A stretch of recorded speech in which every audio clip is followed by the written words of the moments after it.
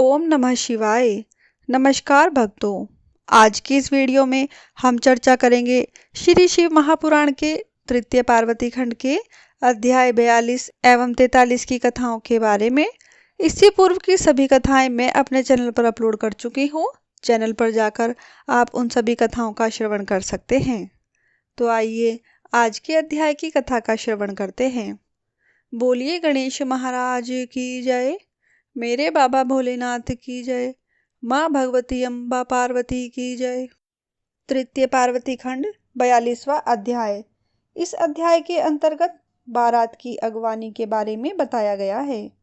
ब्रह्मा जी बोले, जब यह समाचार गिरिजा को मिला कि बारात नगर के निकट आ गई है तो वह बड़ी ही हर्षित हो ब्राह्मणों को अग्रणी बनाकर पर्वतों को अगवानी के लिए भेज दिया तथा हिमालय स्वयं भी अपने को बड़ा भाग्यशाली समझ आगे आया।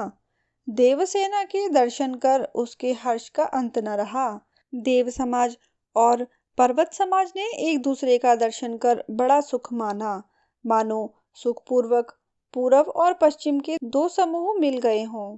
देवताओं तथा पर्वतों ने परस्पर मिलकर अपने को कृतकृत्य माना।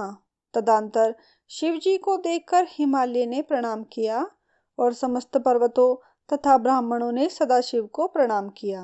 तब बैल पर बैठे हुए शिव जी का मुख प्रसन्न था तथा वे अपने दिव्य आभूषणों से युक्त परम देदीप्यमान हो रहे थे। उनके शरीर पर अत्यंत बारीक सुंदर रेशमी वस्त्र बड़ा ही शोभित हो रहा था। सिर पर रत्न जड़ित मुकुट था, श्वेत कांति थी और वे मंद मंद मुस्कुरा रहे थे। भूषणों के स्थान पर वे सर्पों के भूषण पहने थे, जिससे उनके अंगों की अद्भुत कांति और दिव्य प्रभा हो रही थी। लोकपाल हाथों में चमर लिए उनकी सेवा कर रहे थे।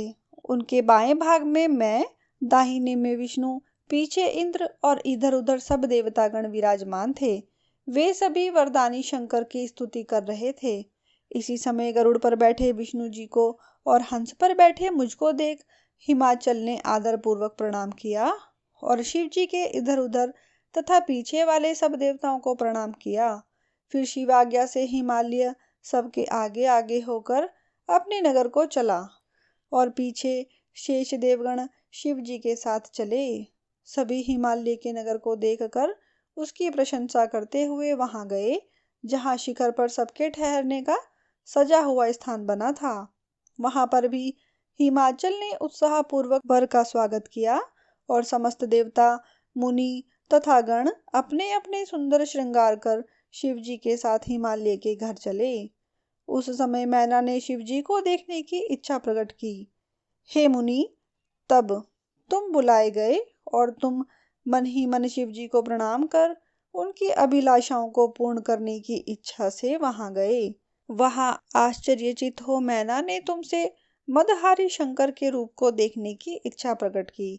इति श्री शिव महापुराण तृतीय पार्वती खंड का 42वां अध्याय समाप्त।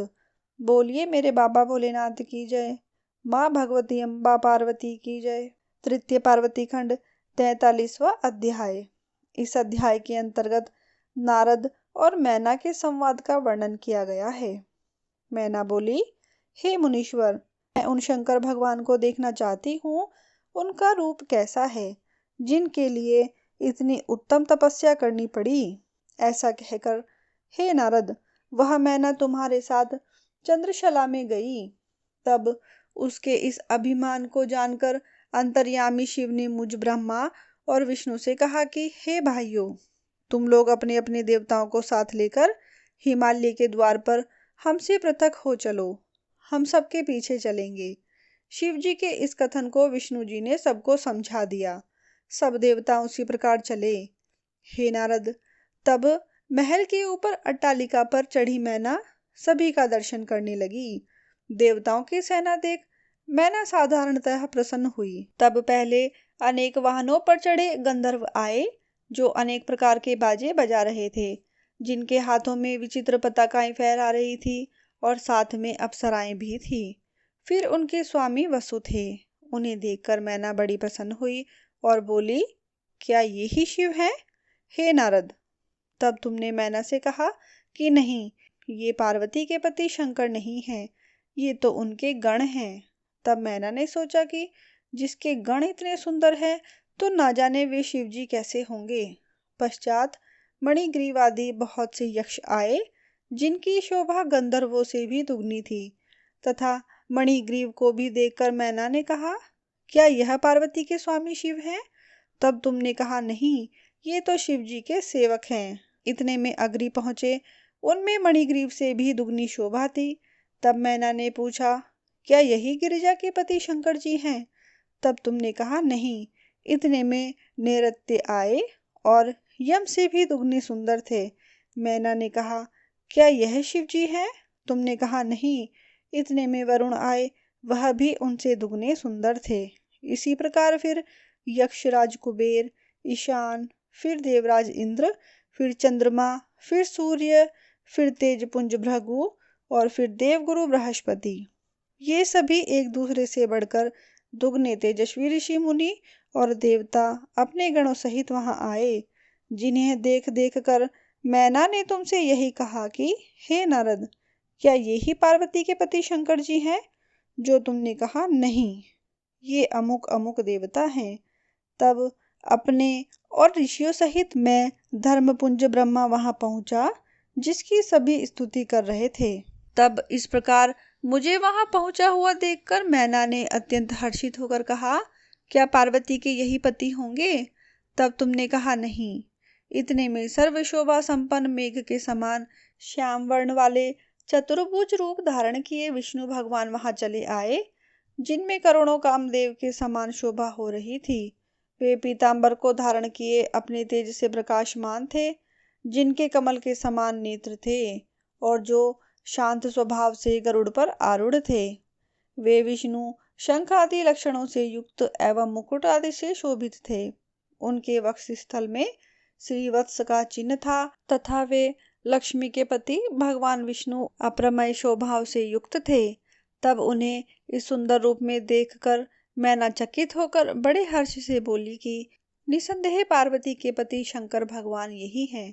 हे नारद, तब तुम कौतुकी ने मैना के ये वाक्य सुनकर कहा कि ये भी शिव नहीं हैं, किंतु ये विष्णु भगवान हैं।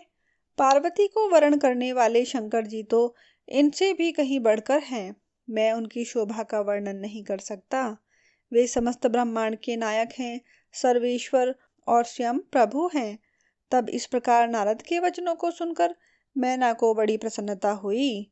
उन्होंने समझ लिया कि पार्वती बड़ी भाग्यशालिनी है। मेरा अहोभाग्य है कि उसको इतने महान शोभाशाली देवताओं के नायक की प्राप्ति होगी। मैना ज्यों ही इस प्रकार के शब्दों में अपने भाग्य की प्रशंसा कर रही थी, त्यों ही अद्भुत रूप धारण किए भगवान शंकर वहां आ गए। मैना का गर्व नष्ट करने वाले विचित्रगण उनके साथ थे और वे अपने को माया से निर्लिप्त तथा निर्विकार दिखाते हुए आए थे। तब उन भगवान शंकर को आते हुए देखकर तुमने उन्हें प्रेम पूर्वक मैना को दिखाया और कहा कि हे सुंदरी, देखो, ये वही भगवान शंकर हैं जिनके लिए पार्वती ने तपस्या की है। यह सुनकर मैना प्रसन्न हो गई और शिव जी के अद्भुत रूप वाले गणों सहित उनको देखने लगी। इतने में शिव जी की अद्भुत सेना वहां आ पहुंची। उनके विविध और विकराल अंग तथा वैसे ही सब विचित्र स्वभाव थे। कोई वायु रूप धारण किए पताका के समान मरमर शब्द कर रहे थे, तो कोई कोई टेढ़े मुख वाले तथा कोई कोई विरूपाक्ष थे। बहुतों को विकराल दाढ़ी मूछें थी, कोई पंगु, कोई नेत्रहीन, कोई दंडपाश धारण किए, किसी के हाथ में मुदगर और कोई विरुद्ध वाहनों पर चढ़ा हुआ था। कोई श्रृंगी बजा रहा था और कोई डमरू तथा कोई गौमुखी। कोई मुखहीन था और किसी के विकट मुख थे। बहुतों के बहुत मुख थे, किसी के हाथ नहीं, किसी के विकट हाथ और किसी के बहुत से हाथ थे। कोई नेत्रहीन, कोई बहुत नेत्र वाले, कोई शिरविहीन और किसी के बुरे शिर थे, किसी के कान नहीं तो किसी के बहुत से कान थे। इसी प्रकार अनेकों वेशधारी गण वहां आए। ऐसे सभी विकृत आकार वाले अगणित महावीर तथा भयंकर अनेकों प्रबल गण थे। हे नारद, उसी समय सब गणों सहित तुमने भगवान शंकर को भी मैना को दिखा दिया। जिन्हें देखते ही मैना शोकाकुल हो गई। जब उन 5 मुख तथा 3 नेत्र वाले भूति भूषित भगवान को मैना ने बैल पर चढ़े हुए देखा तो वे सर्वथा ही अधीर हो गई। उनके सिर पर जटाओं का जूड़ा बंधा हुआ था, सिर पर चंद्रमा शोभित था, उनके 10 हाथ थे और वे कपाल धारण किए हुए थे। वे व्याघ्र का चर्म ओढ़े हुए थे और उनके हाथ में पिनाक धनुष था।